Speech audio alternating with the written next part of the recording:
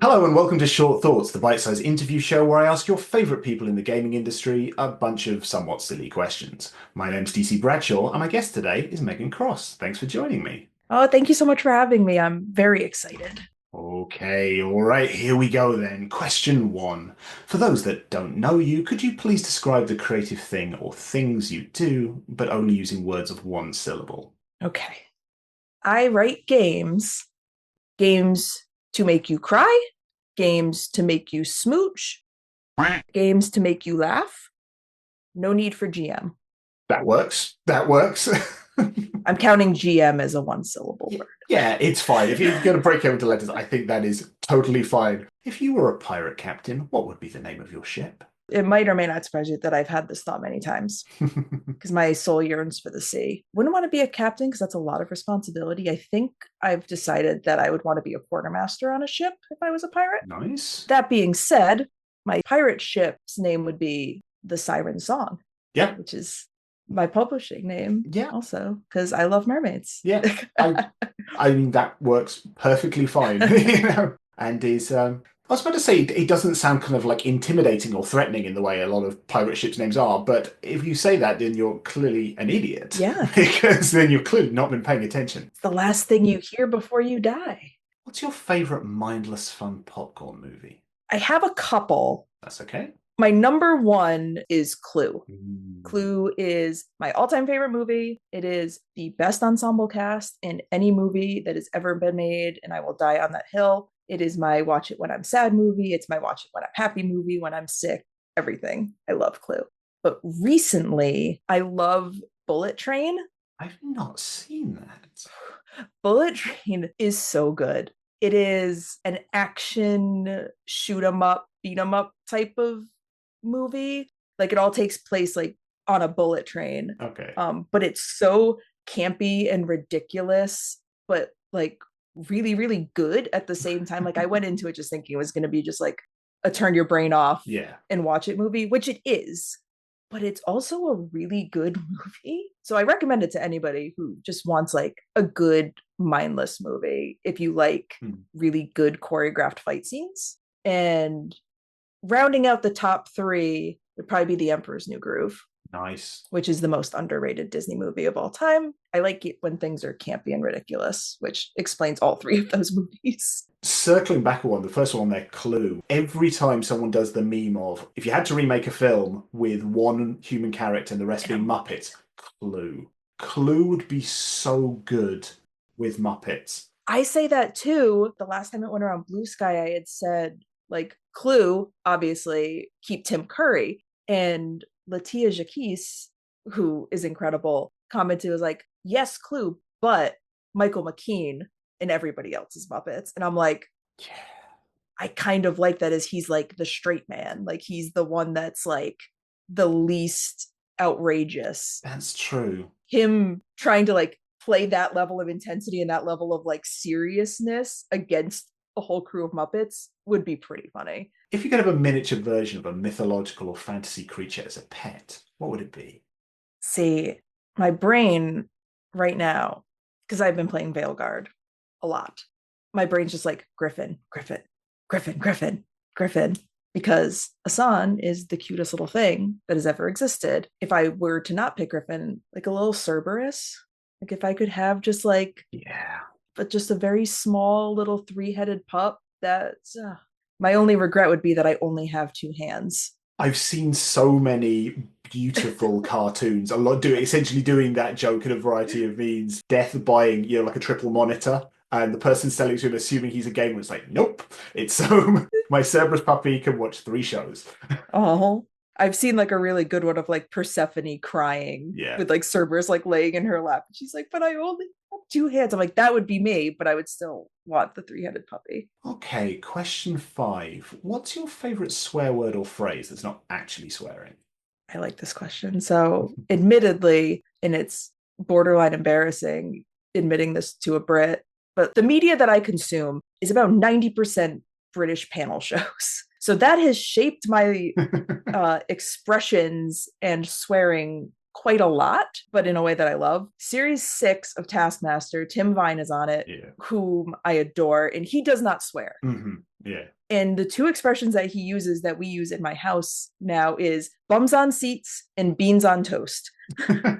They're just like, oh, beans on toast. And it's just Yeah. such a nice, succinct exclamation. It's wonderfully cozy, but absolutely, if you say it in the right way, it just fills in perfectly for whatever exclamation you want to do. Yeah, but it takes on all of the emotion that you put into it. It takes like, you know, that is a very frustrated someone. If you had to sing a Disney song at karaoke, what would you choose? So this is hard because I'm a Disney person and I love Disney. Mm-hmm. My heart wants to say like Part of Your World, which I love, When Will My Life Begin from Tangled, which I love. But if I'm being really true to myself and who I am, it's absolutely the opening song from Beauty and the Beast. And I would stand up there for 6 minutes and sing it and do individual different voices for every single one of those villagers. Good stuff. Because that's what I'm bringing to the table. Yeah, I would want to go up there and sing a princess song, but really what I want to do is be an entire small French village. Oh dear, I feel that should be on a t-shirt or something like that. That's wonderful. Aspiring to be a small French village. Every sort I think of these, what would I answer if I was doing these questions? And I would probably go for something like a Be Prepared or something like that. One, because I love villain songs, but also it's that same thing of you get to do the other voices and the banter back and forth. Mm-hmm. So yeah, be able to alternate between hyenas talking to myself. Fantastic. I was a theater kid and I still like love musical theater, love Broadway. So that's where that comes out in me. It's like, it's a performance. I'm not just singing this song. I'm going to embody every character that sings in this song. Marvelous. Okay, question 7. If you could have a magical item to make your day-to-day life just a little bit easier, what would it be? A portable hole for 2 reasons.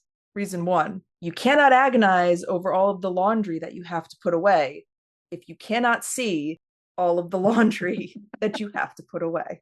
Reason 2 is I am a terrible packer. We travel a decent amount and I am the world's most overpackingest overpacker. I pack my suitcase and then I go around to the other 2 members of my household and I'm like, how much space do you have left in your suitcases? Because I need more room for things in my suitcase. But if I had a portable hole, I could put everything without worrying about whether or not I have space or what the weight requirements are at TSA.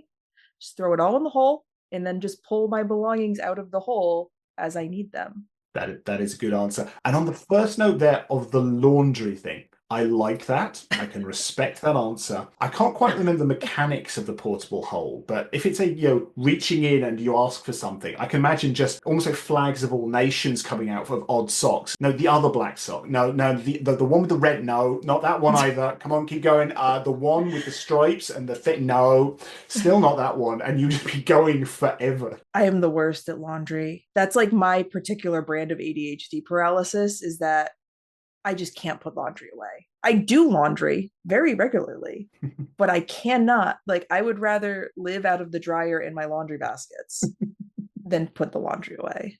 It drives my partners insane. What's a book that you think everyone should read? The answer that immediately springs to my mind is A Long Way to a Small Angry Planet, or literally anything else by Becky Chambers. If you love found family and you love space and you love space operas and all that, she writes incredible stuff. And A Long Way to a Small Angry Planet, it sounds so hyperbolic to be like it changed my life, but it really did. That is a good story that like I am sad to have finished. A lovely feeling though. Also, very recently, it was the first book I read last year, Anxious People by Fredrik Backman. He's a Swedish author.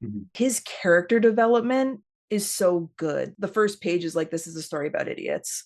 They're like, it's actually a story about like X, Y, and Z, but really it's about idiots. And it's about like how we all try to like handle growing up and things like that. And everybody reacts to like the world around them differently.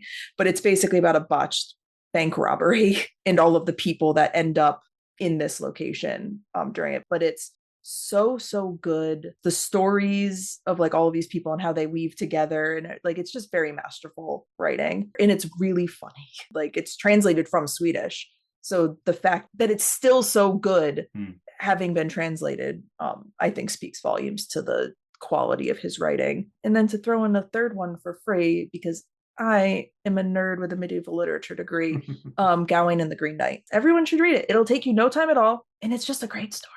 Okay, this could be a tricky one, I'm afraid, and I'm sorry. But question 9, what's the creative thing you've made or done that you're most proud of? I think I'm going to go like a little out of left field. I think what I'm most proud of as a creator is my little expletive post TTRPG guide that I wrote for a workshop that I ran at Big Bad Con. And I'm really proud of that. I feel like just me writing these silly, unserious games has opened me up a lot creatively, and writing this like little how-to guide and like running that workshop was almost like the final step in like my understanding and acceptance that you or me, but anybody can write something that's imperfect and unserious and silly just for the sake of finding joy writing it. And I am, to my extreme detriment, a perfectionist. I've always been other people can have drafts, but my things I write have to be perfect the first time, like first draft, final draft. And the more I started writing these like silly little games, like based on like memes and random tweets and things like that, it doesn't even need to be good. If I had fun writing it, then it's fulfilling in the same way that like writing something that is beautifully edited and laid out and everything like that. Like it's just as fulfilling. And it's taken me a while to fully understand that, but like something in me is just like shifted that I'm kind of putting less pressure on myself and writing things just to write them because I love them. That's the really sappy answer. The other answer is Sanctuary and Sentinel, which are my babies. But yeah, like I just feel like the silliness represents like where I want to go as a creator. When I first started, I was just doing it to have fun with it. And then like I started being okay at it and like getting more eyes on things, and it started becoming like, oh well, now I have to like try to be like a professional type person or whatever. And it's like, no, like I just want to have fun with it. So it kind of brought me back to just like, I'm just here to have a good time. I think it's a really good answer because I think it's a very difficult lesson that I'm pretty sure even people who think they've learned it probably haven't learned it. And because we live in this horribly capitalist society where, especially with the ease of things like itch marketplace and drive through RPG, where I can see how many things I've sold and stuff like that. But equally, I can see exactly how many things have sold. And I'm terrible. I've released a thing and then I'll just click refresh and like, oh, I know. No one's bought it yet. Yeah. Maybe those hours and weeks and months that I put into the thing was all for nothing. It's like, no, I made a thing. I made a thing that I'm proud of. That did not exist in this world until you brought it into the world. Creating for the sake of creating and the joy of creating it. I mean, that's a win. Exactly. And we need joy in the world.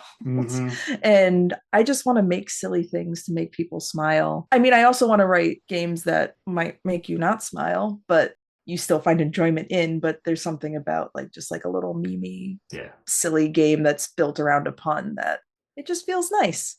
Okay, on the silly note, finally, could you please tell us your favourite inoffensive, groan-worthy dad joke?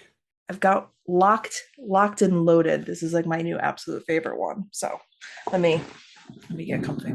So you may or may not know that not all construction work is equally enjoyable. For instance, enlarging a drilled hole is boring, but fastening two pieces of metal together is riveting. Yeah. And that's a twofer as well. Yeah. There you go. You got two good puns in there at the same time. I threw the second one in for free. There you go. No, thank you so much for that. And thank you so much for your time. If folks have enjoyed these insights into the brain of Meghan Cross, where can they find you on the internet? The main place you can find me is Blue Sky, but you can find me most places you can find a person on the internet. I am Megan Lynn FTW. Anywhere I can be found. My games are on meganlynnftw.itch.io. You can also find for the month of February on Kickstarter a new game called Oh Patron Mine that I am funding for Zine Month/Quest, depending on who you ask. And you can search Oh, just the letter, Patron Mine on Kickstarter. Marvelous. Well, links for all that will be in the description. Whether you are watching this on YouTube or listening to it on a podcast, please check the description. And certainly if you are enjoying this during February, click follow, donate money too. Sounds great. Please. It's a cool game, I promise. And thank you out there for watching and or listening to this. I'm DC Bradshaw, and this has been Shought Thorts with Meghan Cross. Hope you have an amazing day. Take care.